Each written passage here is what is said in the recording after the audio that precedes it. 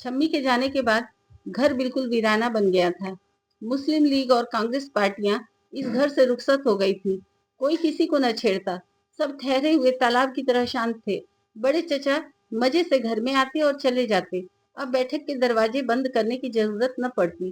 कम वक्त काफिर कांग्रेसियों के खिलाफ कोई नारा न गूंजता।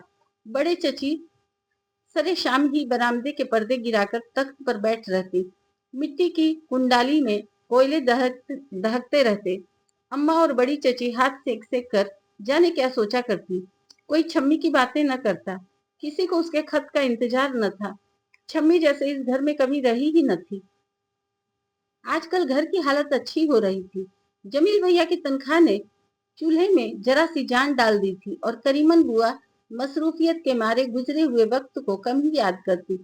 उन्हें तो अब यह दुख खा रहा था कि बड़े चचा अपनी हांडी अलग पकवाते थे। उन्होंने बड़ी सफाई से इनकार कर दिया था कि वो जमील भैया की कमाई का एक पैसा भी अपने ऊपर खर्च न होने देंगे। जमील भैया ने यह नौकरी करके अंग्रेजों का साथ दिया था। मुझे पता नहीं था कि यह जमील मेरी औलाद मेरी दुश्मन होगी। बड़े चचा ने कई बार आलिया से कहा था और वो चचा की बेकरारी देख देख कर हैरान रह गई थी। वो घंटों तक सोचती रहती कि इंसान के मकसद में इतनी धार कहाँ से आ जाती है कि सारे रिश्तों नातों को काट कर फेंक देती है। बड़े चचा न किसी के बाप है, न चचा न शौहर। इसीलिए छम्मी रावण के साथ लंका चली गई। साजिदा आपा अपने खानदान की सारी बड़ाई और सारे ऐश्वर्य को गोबर में मिलाकर उपले थाप रही हैं। शकील भाग गया और जमील भैया ममता की आग भड़काकर फासिज्म की आग बुझाने चले गए। सख्त सर्दी हो रही थी। आलिया छत पर धूप में पड़ी या तो बड़े चचा की लाइब्रेरी से निकाली हुई किताबों से जी बहलाती या फिर आवारा रूह की तरह भटकती फिरती। अम्मा अपने आप में मगन रहती। मामू के लंबे चौड़े मोहब्बत में डूबे हुए खत आते रहते। वो उन खतों को जहां तक मुमकिन होता न पढ़ती। उसने अम्मा से अगले साल अलीगढ़ जाने की बात भी न की थी। फिर भी फैसला कर लिया था कि जरूर जाएगी। कभी कभार अब्बा का खत भी आ जाता जिसे पढ़कर वो नई जिंदगी महसूस करती और बड़ी बेकरारी से उनकी रिहाई के दिन गिनने लगती। खाली वक्त कैसे कटे, वो किससे बोले, किससे बात करे। आलिया कभी कभी तो इतनी उलझन महसूस करती कि रो देती। काश नजमा फूफी ही उनसे बात करने लायक समझ लें। मगर उसने तो बीए में उर्दू ही ली थी, इसलिए उनकी नजर में वो बिल्कुल गंवार थी। रात भर हल्की हल्की बारिश होती रही और बादल इतने जोर से गरजते रहे कि दिल दहल कर रह जाता। थोड़ी देर तक ओले पड़ते रहे और जब खिड़की के बंद पटों से आकर टकराते तो ऐसा मालूम होता कि कोई ढेले मार रहा हो। बारिश हल्की पड़ने पर वो सो गई, मगर बड़ी उचाट सी नींद। उसने जमील भैया को ख्वाब में देखा। वो ओलों से सर बचाते जाने कहाँ भागे जा रहे थे। आलिया ने उन्हें जोर से आवाज दी तो वो रुक गए। मैं तुमसे नहीं बोलता आलिया। और फिर उसकी आंख खुल गई। बादल बड़े जोर से गरज रहे थे। खुद करे वो खैरियत से वापस आए। बड़ी चची की ममता ठंडी रहे। आलिया ने बिलख कर दुआ की, मगर वो यह सोचने से कतरा रही थी कि जमील भैया उसके ख्वाबों में कहाँ से आ धमके। सुबह वो सर्द थी। रात की बारिश से छत की मुंडेरें और आंगन अब तक गीला हो रहा था। उसने खिड़की के भिड़े हुए पट खोल दिए। कहीं दूर से विलाप की आवाज आ रही थी, कौन मर गया। वो भी सर से उठ पड़ी। इन दिनों तो मोहल्ले के कई आदमी जंग पर मारे गए थे, मगर यहाँ इतनी देर रोने की आवाजें नहीं आई थी। बस यूं ही खबरें सुनी थी, मगर इधर कुछ दिनों से तो सारा मोहल्ला इस घर से कट गया था। छम्मी जब मोहल्ले में घूम फिर कर आती तो सारी खबरें सुना दिया करती। सीमा पर कौन खत्म हो गया, किसकी बेटी की शादी हो रही है, किसके यहाँ लड़का पैदा हुआ, कौन अपनी पार्टी के पीछे जेल चला गया और कौन सा बूढ़ा मुद्दतों की बीमारी झेलकर खत्म हो गया। वो जल्दी से नीचे चली गई। आंगन में पड़ी हुई लोहे की कुर्सी रात की बारिश से धुलकर चमक रही थी और क्यारी के पौधे ओलों की चोट से दबकर जमीन पर झुक गए थे। वो चुपचाप तख्त पर जा बैठी जहां अम्मा और बड़ी चची रोने की आवाजों पर कान लगाए खामोश बैठी चाय पी रही थी। करीमन बुआ पराठे पकाते हुए अपने घर की सलामती की दुआएं कर रही थी। कौन मर गया? बड़ी चची ने जैसे अपने आप से सवाल किया। सदर दरवाजा जोर से खुला और कमर पर झव्वा रखे भंगन आंगन में आ गई। वो थानेदार के साहबजादे मंजूर मियाँ, जंग पर मारे गए। हाय कैसे कड़ियल जवान थे। माँ अपनी जान पीटे लेती है। आंगन में खड़े खड़े उसने तिल्ला दी और फिर काम में जुट गई। मुझे लेना, मैं चली। बड़ी चची ने सीने पर हाथ रख लिए और आगे को झुक गई। मेरा जमील, वो ठीक होंगे बड़ी चची, वो बिल्कुल ठीक होंगे। वो सरहद पार नहीं जाएंगे, उनका दूसरा काम है। आलिया ने बड़ी चची को थाम लिया। पराठा तवे पर जल रहा था और करीमन बुआ बड़ी चची को पानी पिला रही थी। जरा हिम्मत से काम लीजिए बड़ी भाभी, अल्लाह ने चाहा तो जमील खैरियत से होगा। कलकत्ता यहाँ से कौन सा दूर है, इसरार को भेजकर खैरियत मालूम करा लें। अम्मा भी समझ रही थी, मगर बड़ी चची की बेचैनी कम न हो रही थी। क्या मंजूर मर गया? बड़े चचा ने पूछा। वो आज देर से सोकर उठे थे, उनका मुंह लाल हो रहा था। ये अंग्रेज बहादुर अपनी गरज के खातिर हमारे खून से होली खेल रहे हैं। अम्मा की त्योरियों पर बल पड़ गए थे, मगर इस वक्त तो कुछ न बोली। बड़ी चची अब अपने आप को संभाल कर बैठ गई थी। रोने की आवाजें मध्यम पढ़ते पढ़ते खो गई थी। और सुना है कि जैनब बेगम का लड़का जर्मनों की कैद में है, भंगन ने जाते हुए दूसरी खबर दी। बड़े चचा चौकी पर बैठे हाथ मुंह धो रहे थे। आलिया ने देखा कि उनके हाथ कांप रहे हैं। वो घबरा गई। आपकी तबीयत तो ठीक है बड़े चचा? उसने पास जाकर पूछा। मैं बिल्कुल ठीक हूँ, वो खिसियानी हंसी हंसने लगे। इतने दिन से जमील का खत भी तो नहीं आया। बड़ी चची की आवाज में संदेह था। सर्दियों की ठिठुरी हुई धूप दीवारों से उतर कर आंगन में फैल रही थी। नजमा फूफी कॉलेज जाने के लिए उतरी तो करीमन बुआ ने खबर सुनाई। नजमा बिटिया, थानेदार के साहबजादे भी जंग पर मारे गए। अल्लाह जमील मियाँ को खैरियत से वापस लाए। इस घर की कैसी बदनसीबी है कि इतनी तालीम भी हासिल न कर सके, जो आराम से रोजी कमा लेते। नजमा फूफी के चेहरे से चिंता झलक रही। जी हाँ, और आप तो आला तालीम हासिल करके बड़े तीर मार रही हैं। जाने कैसे आलिया ने अंग्रेजी में बात करने की हिम्मत की थी। ओह, तुमसे किसने कहा है कि गलत सलत अंग्रेजी बोला करो? घरों में बैठे बैठे बैठे बीए कर लिया तो समझा कि बस काबिल हो गए। नजमा फूफी ने बुरी तरह से डांट दिया। उनके लहजे में इतनी हलक थी कि आलिया का जी चाहा कि यहीं जमीन में दफन हो जाए। नजमा भी, ज्यादा बातें ना बनाओ। किसकी दौलत से काबिल बनी हो? मेरा और बड़ी भाभी का गला काट काट कर यह सिला दे रही हूँ। मैं मजबूर नहीं हूँ जो तुम्हारी बात सुनूंगी। मेरा भाई जिंदा रहे, तुम जैसों को तो। अम्मा कुछ कहते कहते रुक गई। उफ, मैं आप लोगों के मुंह नहीं लगना चाहती। वो फारसी वाले सादी साहब भी कह गए हैं कि जाहिलों से इस तरह भागो जैसे तीर कमान से। और वो नाश्ता छोड़कर कॉलेज जाने के लिए बाहर निकल गई। करीमन बुआ, बड़ी भाभी से कहो कि परेशान न हो, मैं जमील मियाँ की खैरियत मालूम कराऊंगा। अगर सब लोग नाश्ता कर चुके हों तो बैठक से इसरार मियाँ की कमजोर सी आवाज आई। तुम सबको परेशान होने दो इसरार मियाँ, तुम अपना नाश्ता कर लो। करीमन बुआ चाय की प्याली और घी चुपड़ी रोटी लेकर इस तरह झपटी जैसे इसरार मियाँ के मुंह पर दे मारेंगी। कह दो ना खैरियत मालूम कराए, और क्या काम है इस निकम्मे को? अम्मा ने करीमन बुआ से कहा, मगर वो बड़ी खामोशी से जूठे बर्तन समेटती रही। मंजूर के घर से गिलाप की आवाजें ऊंची होने लगी थी। बड़ी चची घुटी घुटी सी बैठी थी। गली में कोई फकीर आवाज लगाता गुजरा तो उन्होंने पानदान की कुलिया से एक पैसा निकालकर करीमन बुआ की तरफ बढ़ा दिया। दोपहर को जमील भैया का खत और मनी ऑर्डर आ गया। बड़ी चची खुशी से कांप रही थी और थम थम कराने वाली विलाप की आवाजें भी अब इतनी दर्द भरी न मालूम हो रही थी। बड़ी चची बराबर जमील भैया की बातें किए जा रही थी और करीमन बुआ मजार पर चढ़ाने के लिए मलीदा बना रही थी। खुदा ने उनकी मन्नत पूरी की थी। जमील भैया का खत आ गया था। फरवरी के खुशगवार दिन बाहर का पता दे रहे थे, मगर बड़े चचा का चेहरा क्यों पीला हो रहा था? उनके हाथ पांव सूखते जा रहे थे और पेट बड़ा होता जा रहा था। गांधी जी ने जेल में 21 दिन का व्रत रखा था। आजादी के लिए उन्होंने जान की बाजी लगा दी थी, और इधर बड़े चचा ने आराम करना छोड़ दिया था। जाने कहाँ मारे मारे फिरा करते और फिर बैठक में दोस्तों का हुजूम होता। नित नई स्कीमें तैयार होती रहती। आलिया बड़े चचा की हालत देख कर पूछती रहती, अल्लाह बड़े चचा किस मिट्टी से बने हैं? कभी जमील भैया की खैरियत नहीं पूछी। शकील मरता है या जीता है, उन्हें कोई खबर नहीं। बड़ी चची दुखों की आग में सुलग रही है, मगर वो पलट कर नहीं देखते। गांधी के मर जाने का खौफ सता रहा है। आलिया कई दिन से सोच रही थी कि बड़े चचा को समझाए, उन्हें उनकी सेहत को खराबी की तिल्ला देगी। रात को जब सब लोग बैठक खाली कर गए तो वो बड़े चचा के पास जा बैठी। वो जैसे थक कर लेटे थे। लालटेन की पीली रोशनी में उनका चेहरा और भी कमजोर लग रहा था। तुमको पता है ना, गांधी जी ने जेल में व्रत रखा है। मुझे मालूम है कि वो कभी नहीं मरेंगे, मगर हाँ बड़े चचा, मालूम है, अखबार में पढ़ा था, मगर वो गिरिया गई। अगर खुदा न खास्ता उन्हें कुछ हो गया तो अंग्रेज बहादुर अपनी सारी मक्कारी भूल जाएंगे। एक इतना बड़ा तूफान आएगा जो अंग्रेज को जंग से भी ज्यादा महंगा पड़ेगा। बड़े चचा मारे जोश के बैठ गए। ठीक है बड़े चचा, उसने कमजोर सी आवाज में कहा। अब वो उन्हें कैसे समझाए, उनसे क्या कहे? वो धीरे धीरे उनका सर सहलाने लगी। आप अपनी सेहत की फिक्र नहीं करते बड़े चचा, हम सब आप ही पर हैं। वो मैंने इसरार मियाँ से कह दिया है कि मेरे लिए हकीम महबूब साहब से कुछ दवाएं बनवा लाए, बस 2 दिन में ताकत आ जाएगी। बड़े मशहूर हकीम हैं और मुल्क की आजादी हासिल करने के लिए सबसे आगे रहते हैं। मुझे भी कुछ ऐसा लग रहा है कि इन दिनों कमजोर हो रहा हूँ। जरा लालटेन की बत्ती ऊंची कर दो, बस जैसे ही आजादी मिली बिजली का कनेक्शन बहाल करा लूंगा। ये लालटेन की रोशनी रात को पड़ने नहीं देती। आलिया ने लालटेन की बत्ती ऊंची कर दी। कौन जाने आजादी के बाद क्या होगा। फिर मुल्क की खिदमत शुरू हो जाएगी। बिजली का कनेक्शन बहाल कराने की किसे फुर्सत होगी। यह घर तो अंधेरे में ही डूबा रहेगा। आलिया ने दिल ही दिल में सोचा और फिर बड़े चचा के सिरहाने आ बैठी। इस वक्त उनके चेहरे पर कैसी खुशी थी। शायद आजादी की कल्पना मचल रही थी। फिर तो सब कुछ हो जाएगा बड़े चचा। आलिया ने जैसे हार कर कहा, तुम मेरी किताबें पढ़ती हो ना। उन्होंने पूछा, हाँ पढ़ती हूँ बड़े चचा। नजमा कैसी है, बहुत दिनों से दिखी नहीं।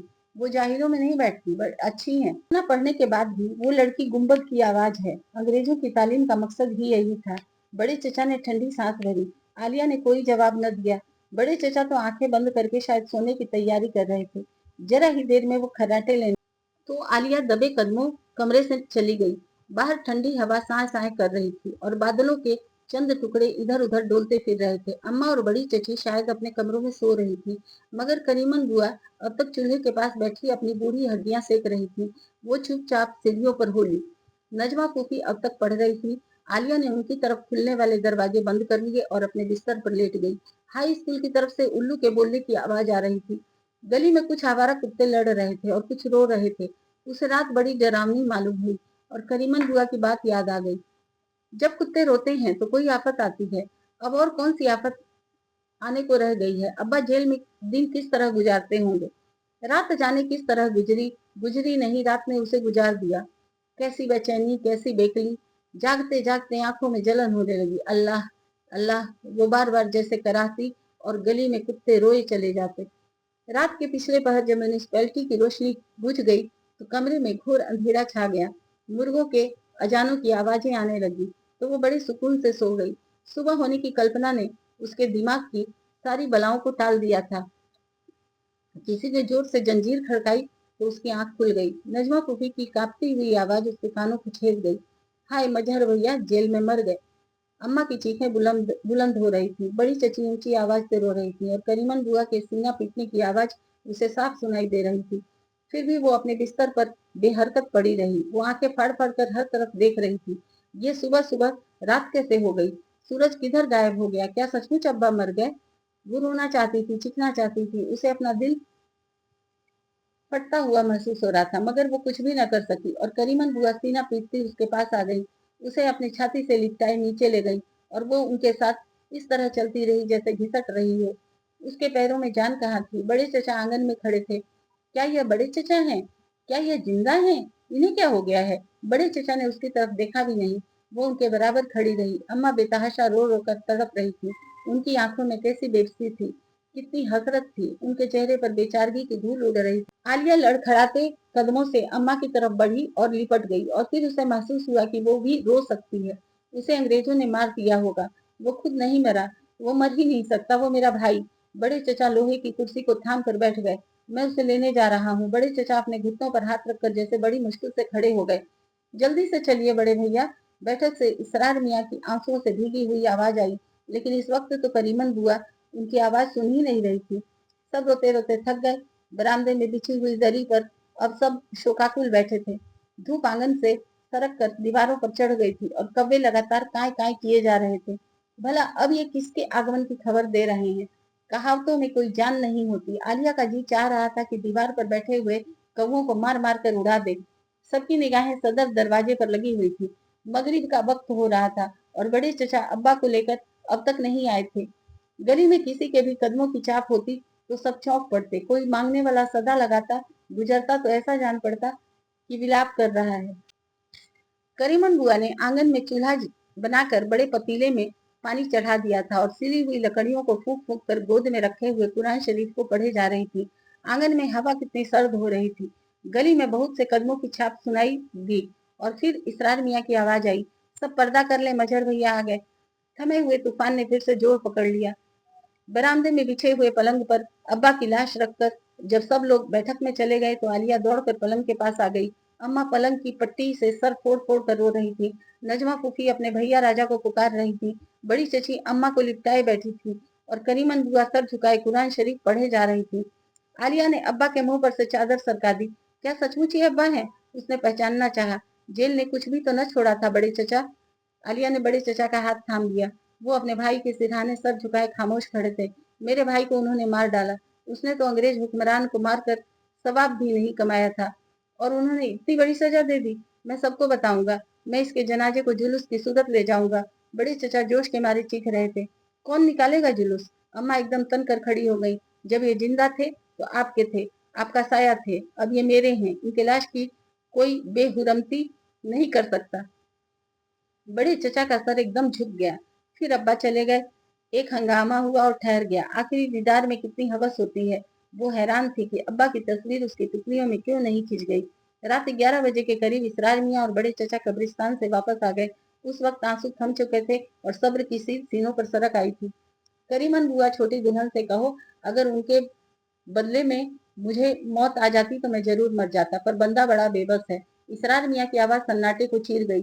तुम नहीं मर सकते इसरार मियाँ, तुम जिंदा रहोगे, तुम नहीं मर सकते। करीमन बुआ ने कुरान शरीफ पढ़ते हुए इसरार मियाँ की जिंदगी पर लानत भेज दी।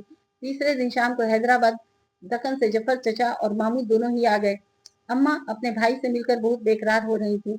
उनकी आंखों में अजीब सी भीख और याचना थी, मगर मामू नजरें चुरा रहे थे। वो कुछ नहीं देखना चाहते थे। क्या उनकी अंग्रेज बीवी खानदानी जिंदगी का फंदा गले में डालकर खुदकुशी कर लेती? जफर चचा सदमे से निढाल थे और बार बार कह रहे थे कि अगर मेरा भाई हैदराबाद में रहता तो आज यह हश्र न। फिर शाम को वो अपनी सुरक्षित सरकार की धरती की तरफ रवाना हो गए। उन्होंने अम्मा की हर तरह मदद करने का वादा किया था। कई दिन बाद शम्मी का खत आया था। शायद उसने रो रो कर लिखा था। आंसुओं ने रोशनाई फैला दी थी। आखिर उसने लिखा था कि अब वो इस घर में नहीं आना चाहती। छोटे गांव से कैसा नाता। उसने अपने बारे में कुछ भी न लिखा था। जमील भैया का भी खत आया था। उन्होंने लिखा था कि मजहर चचा कभी नहीं मर सकते, वो हमेशा जिंदा रहेंगे। उन्होंने 2 दिन की छुट्टी पर आने को लिखा था।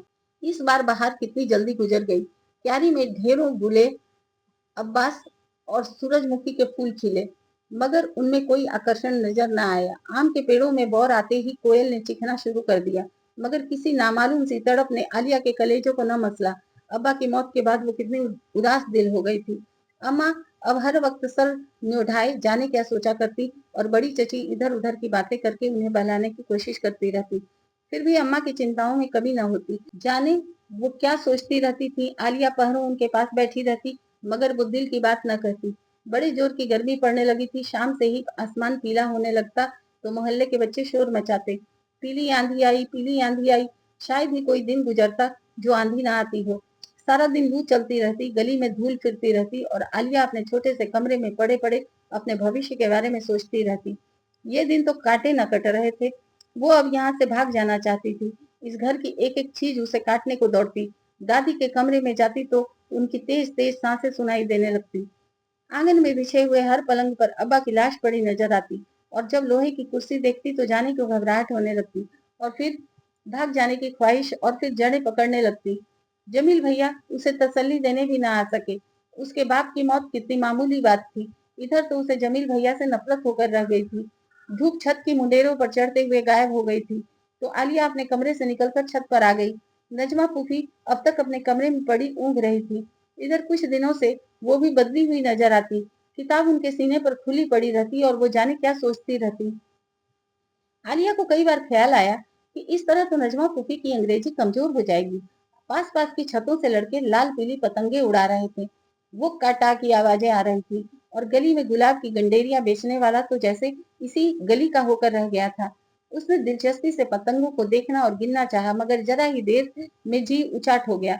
आज वो बेहद उदास और परेशान थी। सारे दिन की धूप में तपे हुए पलंग पर मुंह लपेट कर पड़ी रही। आलिया, अम्मा।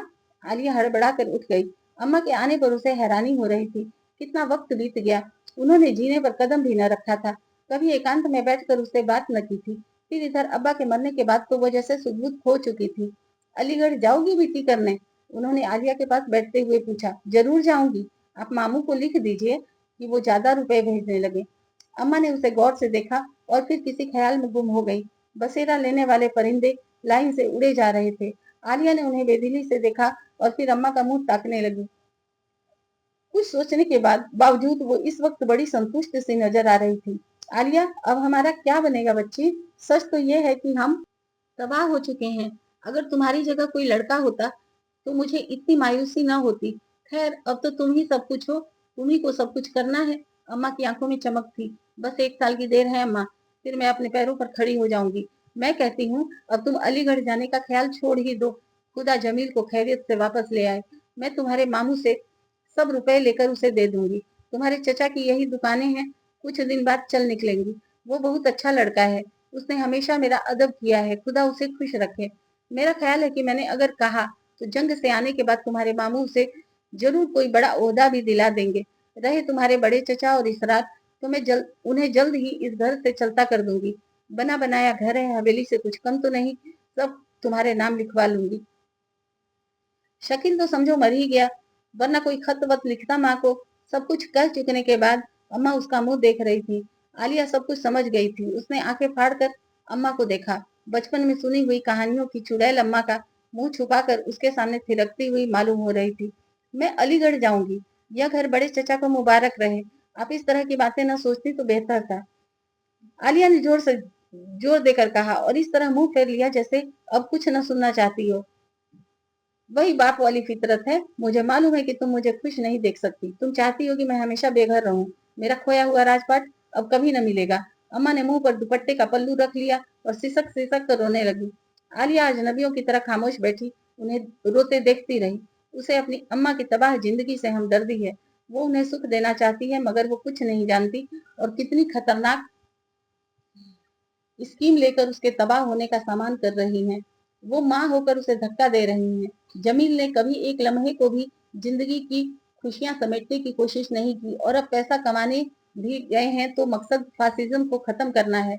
वो कभी चची की तरह भयानक जिंदगी नहीं गुजारेगी। और अम्मा, अम्मा ने खुद कैसी जिंदगी गुजारी है। अब्बा एक मिनट को भी घर के न हो सके। क्या अम्मा यह सब नहीं सोच सकती? क्या यह सचमुच उसकी अम्मा है? उसने धुंधलाई हुई आंखों से अम्मा को देखा, जो अब आंसू पोंछ कर उससे मुंह मोड़ उठ रही थी। तुम अलीगढ़ जाओ, मैं अपने भाई को लिख दूंगी। मैं तुमसे किसी किस्म की उम्मीद नहीं रखती, जो जी चाहे करो। आलिया अम्मा को जाता हुआ देखती रही। अपने भाई पर कितना मान था उनको। आलिया का जी चाहा कि खूब जोर से हंसे, मगर वो अम्मा के जाते ही फूट फूट कर रोने लगी। उस वक्त इतनी बेबसी में वो खुद को बेहद तनहा महसूस कर रही थी। रो चुकने के बाद वो जैसे हल्की फुल्की होकर खरे पलंग पर लेट गई। बसेरा लेने वाले परिंदे कैसे लाइन से उड़े जा रहे थे। करीमन बुआ, क्या सब लोग चाय पी चुके? इसरार मियाँ की कमजोर सी आवाज उसके दुखे हुए दिल को और भी दुखा गई। इसरार मियाँ, तुम अब तक चाय के इंतजार में बैठे हो? आज करीमन बुआ ने कोई जवाब नहीं दिया। आज तुमको कयामत तक चाय नहीं मिलेगी। आलिया ने ठंडी सांस भरी। कॉलेज खुलने में कितने दिन बाकी रह गए हैं? वो दिल ही दिल में हिसाब लगाने लगी।